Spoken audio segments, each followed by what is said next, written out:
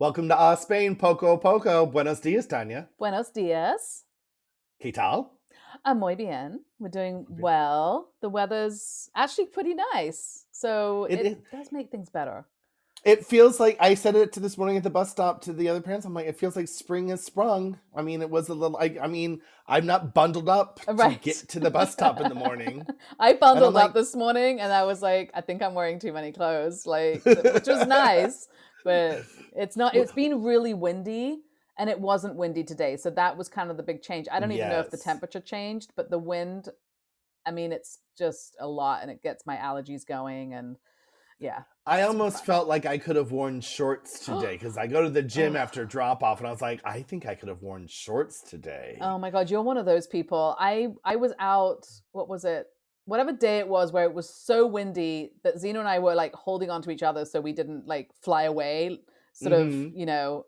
um, and I was walking around and then this guy was walking around in shorts. And I'm like, what is wrong Oh no, I'm not that person. It with was you? just like I could maybe go to the gym in my shorts because I don't like Okay. working out in sweatpants. That's the whole thing. That's the whole thing. But it kind of brings us to this episode. The reason why I have to go to the gym is Yes. because of my love of Spanish croquetas. Oh, they are the best. And we've talked a little bit before about Spanish tapas and how it's not, Hmm. most of them really don't follow this wonderful Mediterranean diet that you all think we're all going to have here. But Right. it also, the joy of the Spanish croquetas. I mean, they are so good. So we're going to talk about them today and what makes them unique. And I mean, they're just so delicious. They really are. And as we had stated in an earlier food episode, we both had made this mistake that when Hmm. we first tried them here, we thought they were made with mashed potatoes because that's how they were made in my Italian household growing up. That was mashed potatoes mixed with meats and things, and Oh, and then you the whole time. What, 4 years we were here before I realized that all these beautiful, delicious croquetas that I thought it was mashed potatoes with bits of meat and fish or whatever it is that's in it. For right. sure. That is the texture. That is what it seems like you're getting. And it was 4 years before I realized that that was not the case. And then it's a bechamel, right? It's a Which bechamel is just sauce. milk, fat, and flour. But what surprises me, or shocks me, astonishes me, whatever the word is, I'm a thesaurus today, is that like bechamel is not like like mashed potatoes you can mold up, right? So Right. the bechamel, it's an oozy sauce. So I mean, I know they have to they chill Okay, them to don't get say the shape. oozy. That Not sounds oozy, gross. we can't That say sounds oozy. bad. That makes them sound really disgusting. But you're right. Technically, you're right. I never, when someone told me that they were made with a bechamel sauce, I'm like, but how is that possible? Because a bechamel sauce is a sauce, and these are like a mashed potato texture. So they're obviously making it quite thick enough to form them, and then Hmm. sticking them in the fridge to make sure that they stay formed and become slightly more formed so that you Well, I can, think they chill them and then they reform but them it after has they've to been chilled. it has to go back in the fridge and come out of the fridge before you fry Deep them. fry it. Yeah. Yeah. So it is a game of making sure that they don't kind of melt, I guess, Right. in the process of getting made. And it works. And even when they're fried, it's not like you open it and it pours out. It's not like a lava cake or something. I mean, No. it's still got this, it still has this potatoy kind of texture inside. Hmm. And they're also super duper good. But other countries do. I mean, croquetas is a worldwide um, Right. delicacy, I believe. Yes. But a lot of them will make them with mashed potatoes, as we've spoken, which is obviously the ones that we've had, but also rice. I haven't Hmm. had the rice ones. I don't know if they're made with rice or maybe a pureed rice to get that texture. Not sure. But Hmm. I mean, it's all going to give you this texture, this kind of mashed potatoy sort of texture inside, and then it's mixed with bits of meat or bits of chicken or whatever you've got, and then deep fried with Right. breadcrumbs. And they're So so good. good. And So when we moved here, I was so happy to have them.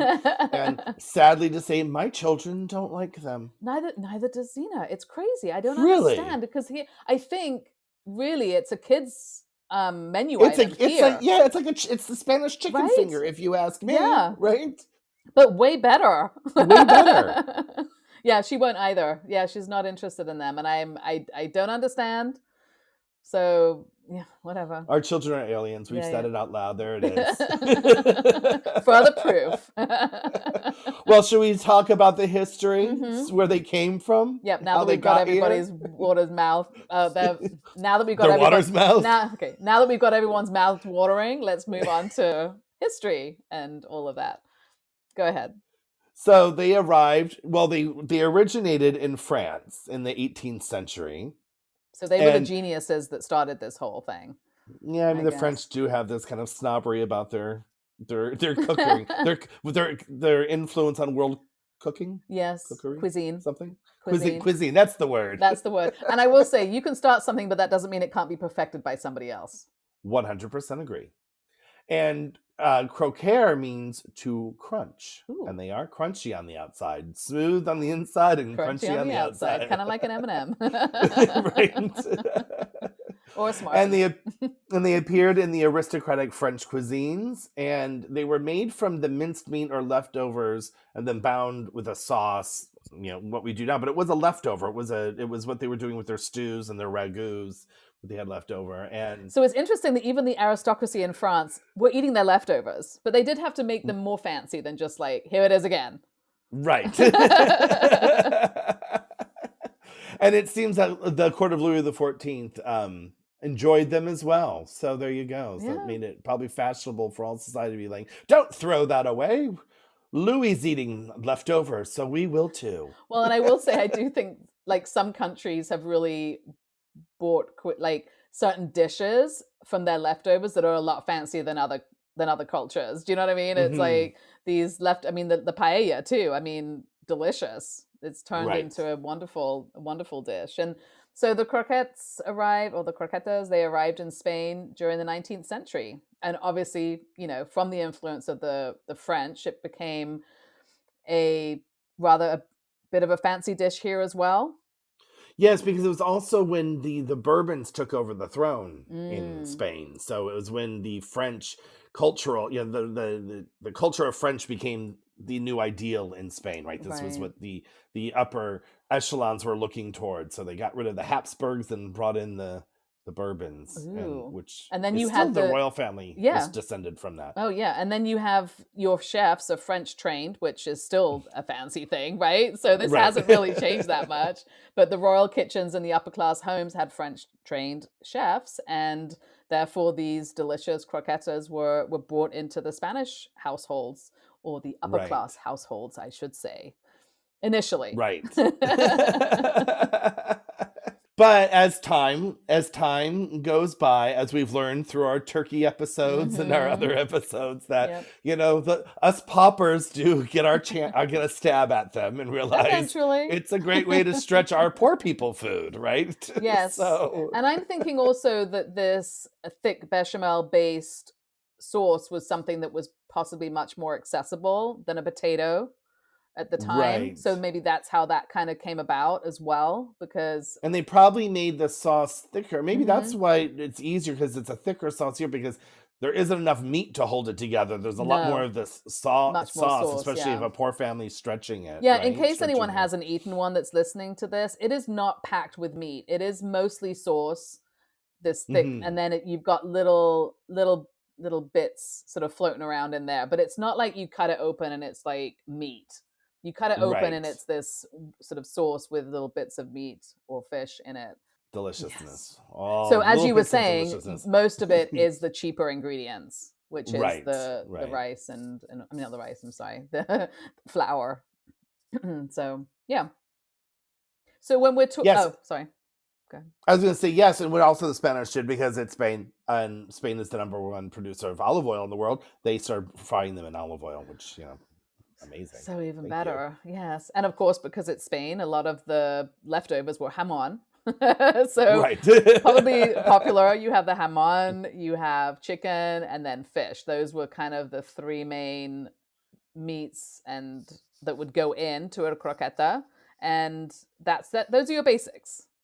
And they still And they still are, are. right? Like Yeah. I mean, those are the three you're going to get at every single Mm-hmm. restaurant, every grocery store, in their prepared area that has them to take home if you want to reheat them. Right. Those are the flavors you're getting. Exactly.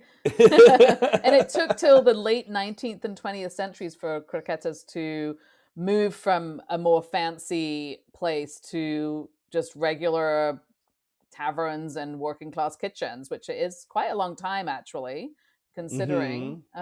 But yeah, but But it it was made the it. Spanish Civil War that really made Hmm. them, I think, the meal of Spain, Yeah. right? Because that is the time of extreme scarcity, right? Hmm. So during that time, families needed a way to stretch what little they had, Right, and it's a and great way to stretch a meat into a lot more stuff because, like we said, there's not a lot of meat in each of these things, but you get a little bit, and it hmm makes it taste good. So it is a good way of, yeah, like you said, it's a good way of stretching it out and having a really good meal in the yeah, process. And then it became a staple. So yeah. it's like, Post-war, everyone's celebrating, yeah, or I don't know, celebrating. They're relaxed, right? hmm, So right. the war's over. So now let's bring them into the bars and serve them Beautiful. with our Yeah, cervezas. tapas, and it And becomes a comfort food, which I can completely understand. I haven't been here that long, and I think it's already one of my comfort foods. hmm So we're like, well, I'm not using leftovers. So to be clear, I'm not making them. I'm no, buying I'm not them. making them either. But I will get the ones from like the Mercadona counter, Oh the yeah, pack that they're not the frozen ones, they're the freshly made ones, and right. then throw them on a frying pan So I'm for a going to few ask you, how minutes. do you heat them up? You kind of refry them, kind Yeah, of. but not deep fry them. I just put like a tablespoon of oil in a small frying pan and toss them around Oh, in that okay, to crisp them up and warm them through. okay. Have you And tried putting them they're in the oven? They probably wouldn't survive that. They might melt out. I think they would because they've already been deep fried. They've already got everything's been done to them, so you're Right. really just reheating them. I mean, I'm sure you could do them on the oven, but I like to have that crispy, Yeah, oily that yumminess. is good. And since my kids don't like them, they're like, "What did you make us a snack?" No, sorry. Help yourself to the fridge. Yeah, they're cereal. Have fun. And we've stated that it's jamón, bacalao, the fish, and Hmm. then they do have for your vegetarians. They do have mushrooms. That's pretty common. You find that I've at a seen lot of those a lot, and places. those are really good. And I will say sometimes sometimes I can't tell the difference if someone gives me a croqueta and says what is inside this. I'm not sure. I'm going to be honest whether I know, but in Okay, so anyone who can't see us, I'm raising my hand in agreement.